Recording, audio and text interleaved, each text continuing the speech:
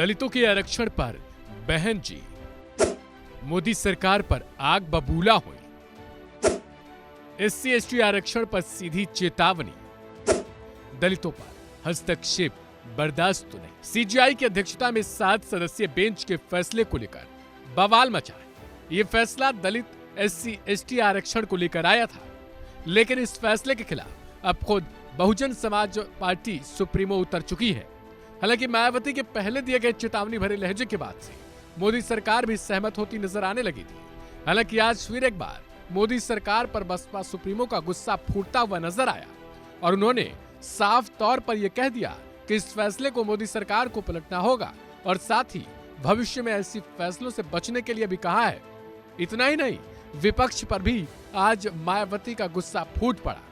मायावती की बड़ी बातें आपको सुनवाएंगे, जिसे सुनकर हर कोई हैरान हो गया है, क्योंकि कई सालों बाद बहन जी का सियासी करियर में ऐसा रौद्र रूप देखने को मिला। आगे हम आपको बताएंगे कि आखिर उन्होंने अपने पूरे बयान में क्या क्या कहा, जिसे सुनकर सरकार को इस पर विचार जरूर करना होगा। साथ ही उन्होंने यह भी चेताया कि अगर सरकार ने ध्यान दिया होता तो शायद ऐसा कुछ हुआ ही नहीं होता। सुनिए उनका ये बयान, उसके बाद आपको सुनवाते हैं आखिर उन्होंने राहुल गांधी, अखिलेश यादव समेत दूसरे अन्य नेताओं के लोग संविधान पर क्या कुछ कहा। माननीय सुप्रीम कोर्ट के समक्ष एससी व एसटी समाज के उप वर्गीकरण एवं क्रीमी लेयर के पक्ष में जोरदारी से अपने कथन न रखे होते। यदि उन्होंने ठीक ढंग से पैरवी की होती तो शायद ये ऐसी नौबत नहीं आती। और अब इसी सत्र में संविधान संशोधन न लाकर अचानक वर्तमान सत्र को ही तय की गई निश्चित तारीख के पूर्व ही कल दिनांक 9 अगस्त 2024 की शाम को अनिश्चित काल के लिए सदन जो है, संसद जो है वो स्थगित कर दिया गया, जिससे कि माननीय सुप्रीम कोर्ट द्वारा दिया गया ये असंवैधानिक निर्णय बना रहे। और बीजेपी की केंद्र की सरकार की मंशा, जिसकी वकालत उन्होंने सुप्रीम कोर्ट में की थी, वह बनी रहे, जिसके तहत इस देश के समूचे एससी व एसटी वर्गों के लोगों को क्रीमी लेयर के बहाने तथा उनके बीच में उप वर्गीकरण करके उन्हें आरक्षण से ही हमेशा हमेशा के लिए वंचित कर दिया जाए और इस प्रकार से फिर बिना संविधान बदले ही एससी व एसटी वर्गों का आरक्षण हमेशा के लिए खत्म कर दिया जाए। सुना आपने, यानी मायावती अब खुलकर बीजेपी को दोषी ठहराते हुए साफ कह रही हैं कि यूपी से अभी बहन जी का दबदबा न खत्म हुआ है और ना ही खत्म होने वाला है। दलितों के लिए मायावती का स्टैंड हमेशा एक ही रहा है और आगे भी रहेगा। आगे उन्होंने केंद्र की मोदी सरकार को निशाने पर रखा और चुन चुनकर कई तरीके के आरोप और चेतावनी दी। उन्होंने आगे कहा कि संसद सत्र को अचानक ही स्थगित कर देना, प्रधानमंत्री मोदी के आश्वासन देने पर भी उन्होंने निशाना साधा और कहा कि यह गुमराह करने की पूरी तरीके से कोशिश की गई है। इतना ही नहीं, उन्होंने सीधे कांग्रेस और समाजवादी पार्टी समेत विपक्षी पार्टियों को भी निशाने पर लिया और कहा कि ये बात बात पर संविधान दिखाने वाले लोग कहां छुप गए, आखिर वो कहां चले गए जो हर बार संविधान की किताब हाथों में लेकर लहराया करते थे और महज वोट लेने के बाद से फरार हैं। उनका इस पूरे घटनाक्रम पर अभी तक एक बयान तक सामने नहीं आया है। दलितों का वोट लेकर वो लोग आखिर कहां गए।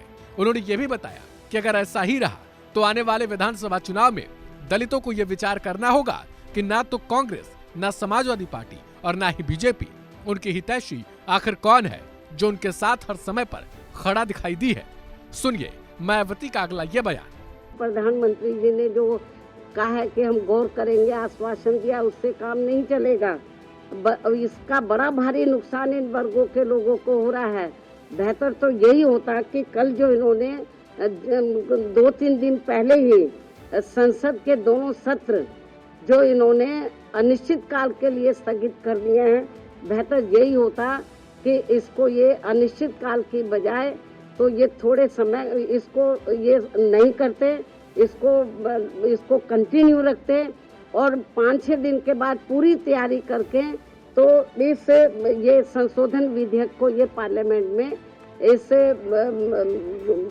इस मामले को लेकर पार्लियामेंट में संशोधन विधेयक ये लाते, लेकिन नहीं लाए।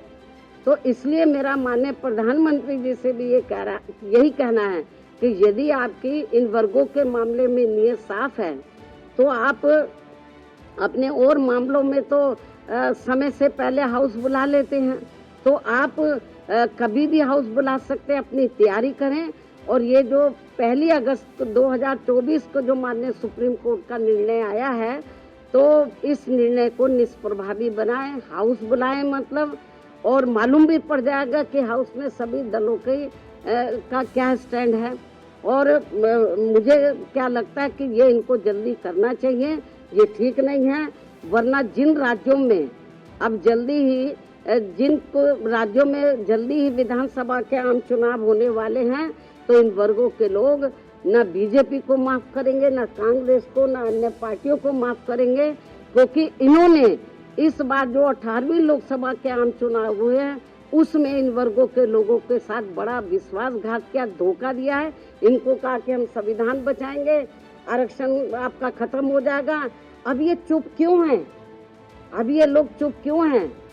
तो लेकिन इससे साफ जाहिर है, ना ये संविधान को बचाने वाले हैं, ना आरक्षण को बचाने वाले हैं। अब ये समझ में नहीं आ रहा आरक्षण को लेकर, ये जो संविधान को दिखाते घूम रहे थे सभी पार्टियों के लोग, अब क्यों नहीं संविधान को दिखा रहे हैं? अब क्यों नहीं आरक्षण की बात कर रहे हैं कि इनका आरक्षण जो निष्प्रभावी हो गया है, तो इसको प्रभावी बनाने के लिए इनको पार्लियामेंट का सत्र जल्दी ही शॉर्ट नोटिस में इनको बुलाना चाहिए और अपनी स्थिति बीजेपी की सरकार को क्लियर करनी चाहिए और बाकी पार्टियों को भी अपना स्टैंड क्लियर करना चाहिए। बता दें कि इसके विरोध को लेकर 21 अगस्त को दलितों ने भारत बंद का ऐलान कर दिया है, जिसे कई प्रमुख दलित संगठनों का साथ भी मिल चुका है। इसे लेकर पहले ही आजाद समाज पार्टी के संस्थापक चंद्रशेखर आजाद ने साफ तौर पर अपना गुस्सा निकाला था और कहा था कि इस फैसले को देने वाले सभी जजों की मैं जात देखूंगा और उनकी भी जात देखूंगा। जो इस केस को लड़ रहे थे उन वकीलों को भी देखूंगा, उनके बारे में पढ़ूंगा और ये भी पढ़ूंगा कि आखिर बाबा साहब अम्बेडकर के दिए गए संविधान में क्या कुछ है और आखिर यह फैसला कहां से संवैधानिक है। आपको बता दें कि इसके बाद खुद मोदी सरकार में मंत्री चिराग पासवान ने भी साफ तौर पर इसे नकार दिया था और कहा था ऐसा फैसला दलितों को बांटने का एक हिस्सा बन सकता है। इसके पहले भी मायावती ने इस फैसले का विरोध जताया था और कहा था कि आने वाले समय में भारत बंद जो होने वाला है उसको हमारी पार्टी समर्थन करेगी। यानी साफ तौर पर देखा जाए तो सीजेआई जिस बेंच का नेतृत्व कर रहे थे उस संवैधानिक बेंच के फैसले के बाद से लगातार इसका विरोध बढ़ता हुआ नजर आ रहा है। आने वाले समय में क्या 21 अगस्त को भारत बंद होगा या फिर नहीं, क्योंकि बड़ा सवाल यह है कि जिस हिसाब से मायावती आक्रामक दिख रही हैं, उस हिसाब से आने वाले समय में कहीं न कहीं सभी पार्टियों को इस पर अपना स्टैंड कायम करना होगा और ये बताना होगा कि आखिर इस मामले को लेकर उनका अपना और उनकी पार्टी का क्या रुख है। इस खबर को लेकर आप अपनी राय कमेंट बॉक्स में जरूर लिखें और मायावती के इस रूप को लेकर आपका क्या कुछ कहना है उसे भी जरूर बताएं।